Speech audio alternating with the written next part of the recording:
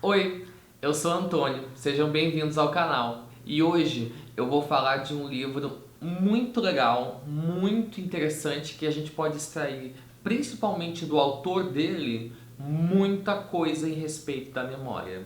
Hoje a gente vai conversar um pouquinho sobre O Hobbit, do escritor britânico J.R.R. Tolkien. Muita gente já ouviu falar dos famosos hobbits criados pelo Tolkien. Aliás, o autor virou quase uma entidade a respeito da literatura fantástica. Em termos muito rápidos, o Hobbit, ele vai contar a história desse personagem, o Bilbo Bolseiro, que é um hobbit. O que seria um hobbit? Ele não é nem um ser humano, não tem nem a altura de um ser humano, mas também não é um anão. Ele está entre um meio termo. Eles vivem de uma forma meio burguesa, são um pouco agricultores, vivem em tocas no chão, e de repente ele é convidado pelo mago Gandalf para participar de uma grande aventura. Os hobbits odeiam aventuras, para conseguir restaurar o reino de um grupo de anões liderados por Thorin, que é o rei por direito desse reinado de anões que foi tomado pelo temível dragão Smaug. Então eles partem nessa aventura bastante marcada por confusões, pelo Hobbit tendo que salvar todo mundo, enfim. O importante nesse vídeo não é muito bem a história do livro em si, que eu achei ótima.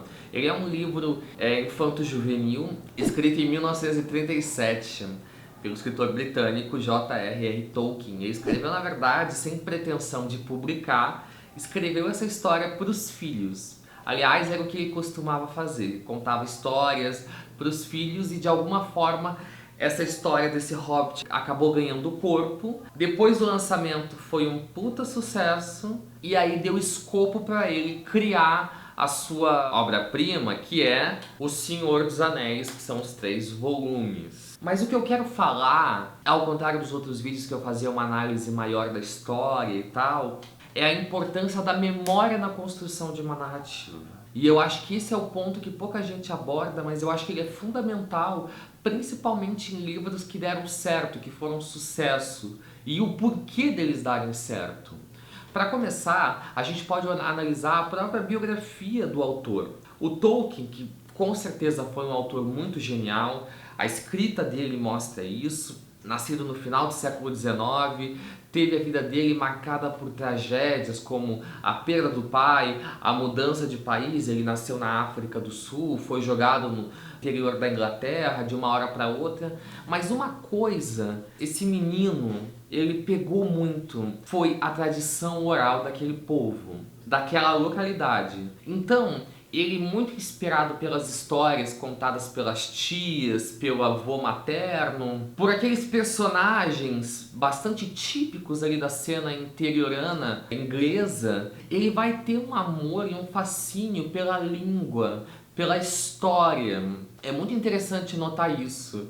E ele vai começar a ter uma relação muito grande com literatura lendária. Essa literatura de resgate, como a história do Rei Arthur, a lenda de Beowulf. Mas o ponto que eu quero chegar é o seguinte: nada vem do nada. Muita gente considera o Tolkien como um ser iluminado, intocado, que um dia simplesmente pegou um papel e uma caneta e tirou tudo dali. E não é assim que a coisa funciona. Grandes autores têm um escopo da humanidade atrás deles. Eles têm histórias da localidade deles. Então o que o Tolkien vai fazer, e é nisso que eu queria falar nesse vídeo, é pegar toda essa tradição e esse interesse que ele tinha. Aliás, ele vai ser professor de linguística na Universidade de Oxford. Esse é o trabalho que ele vai ter, ele vai ser só um autor de renome já muitos anos depois. Os anos da vida dele vai ser estudar a língua e a relação da língua, da memória e do povo, como as coisas estão muito ligadas entre si. Todas aquelas línguas élficas que ele vai criar, os mundos que ele vai criar, que é absolutamente genial. Isso vai ter um escopo na história dele, na história do povo anglo-saxão, do povo britânico. Aquelas histórias todas que ele ouvia na infância sobre o povo inglês, as particularidades da língua de cada região, porque ele morou em algumas regiões durante a infância, a particularidade de identidade das pessoas de um determinado povo de tal localidade. É isso que vai dar escopo para ele criar o Hobbit e posteriormente o Senhor dos Anéis, porque se tu pegar a história, são basicamente isso, são vários povos, anões, elfos, hobbits, que vão se encontrar, cada um com sua língua, cada um com a sua especificidade, e tá emulando, na verdade, o próprio povo inglês. É isso que é o mais fantástico. E agora, ampliando ainda mais essa visão, a gente percebe como a importância de tu cultivar a memória coletiva, que em geral é uma coisa que a sociedade ela não dá importância. É destruído o nosso patrimônio tanto físico como construções históricas, quanto o nosso patrimônio linguístico. A gente não dá devida importância para a nossa história, a gente não senta com os nossos avós, com os nossos tios, com as pessoas mais velhas para escutar e ter a memória de quem nós somos. E foi isso que o Tolkien fez. Ele pegou a memória do povo dele, a memória da família dele, e de algum modo ele perpassou isso para o papel. E é isso que é maravilhoso. Quer ver um exemplo incrível disso? Gabriel Garcia Marques. Ele, para mim, ele está neste exato nível. Ele é um dos meus escritores favoritos, sem sombra de dúvidas. O que é 100 Anos de Solidão? 100 Anos de Solidão é todas as histórias que ele ouvia das tias dele, da avó dele. Ele foi criado principalmente por mulheres, e que carregavam toda aquela tradição oral da história da Colômbia, da história da América Latina, sabe? Da formação desse povo tão denso, tão complexo. E é baseado nisso, em tanta luta, em tanta guerra, em tanta morte, em tantas histórias, que ele vai ter escopo suficiente para criar as histórias dele. Nada vem do nada. Uma comparação incrível que dá para fazer no Brasil é o Ariano Suassuna, por exemplo. O Ariano pegou uma cultura nordestina, histórias que ele ouviu durante a infância, durante a juventude dele, e vai dar uma amplitude para isso. Ele vai criar os personagens baseado nisso, baseado naquelas lendas, naquela mitologia local. É por isso que mesmo pessoas de pontos tão distintos do Brasil, a gente se reconhece na obra do Ariano Suassuna sem necessariamente ter que ser nordestino. E aí eu posso citar N autores que tiveram essa capacidade. Aliás, eu chego à conclusão que talvez o sucesso de uma escrita, isso é a minha opinião, o sucesso de uma escrita, o sucesso de uma história e a perpetuação dela para a humanidade, ela tem muito mais a ver com a nossa capacidade de lembrar e guardar memória. Bom, todo mundo conhece A Bela Adormecida, Branca de Neve, João e Maria. E o que é isso senão o trabalho exaustivo de 3 pessoas que se prontificaram a guardar histórias e coletar histórias da Europa medieval.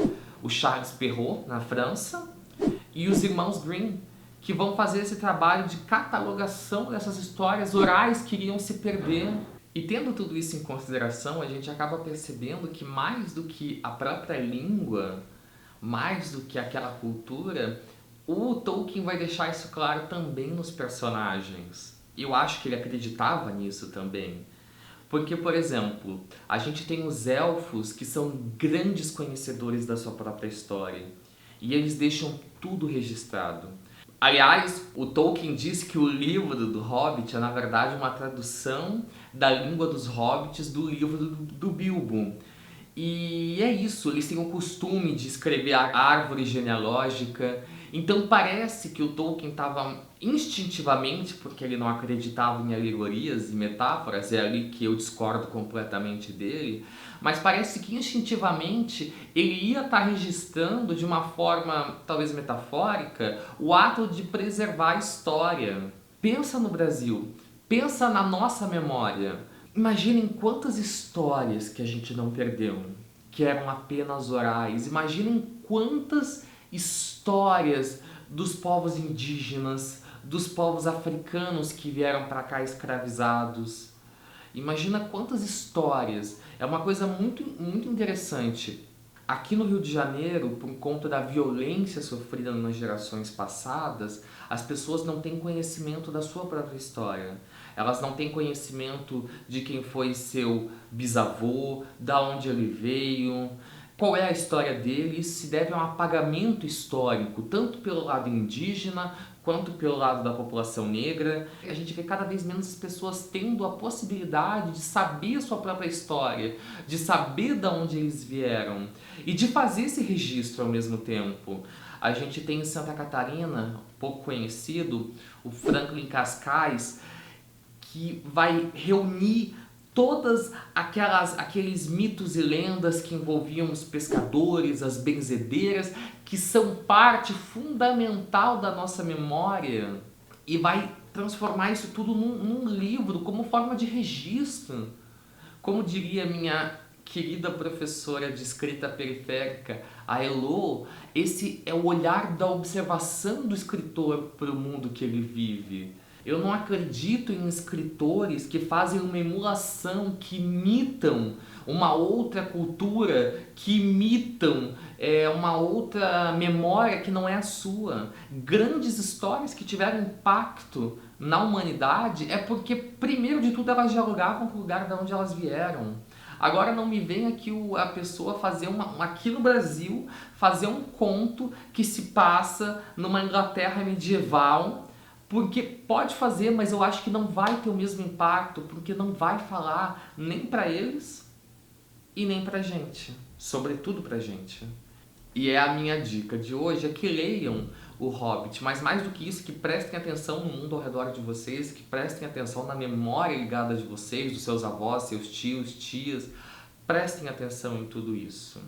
Fica aqui aquele meu pedido, eu vou deixar o link aqui embaixo na descrição para quem quiser adquirir o livro no site da Amazon, que vai estar dando aquela ajudazinha maravilhosa. Para quem não é inscrito, se inscreva, se sinta bem-vindo, se inscreva, dê o seu like, é muito importante, coloque nos comentários também, é muito importante.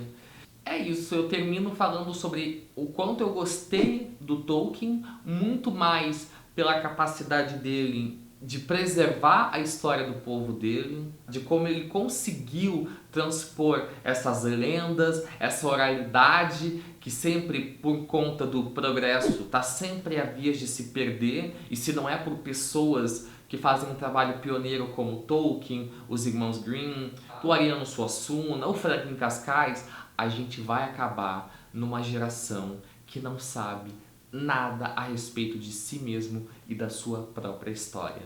Então é isso, gente. Dê o seu like, dê o seu comentário. Um beijão, até o próximo.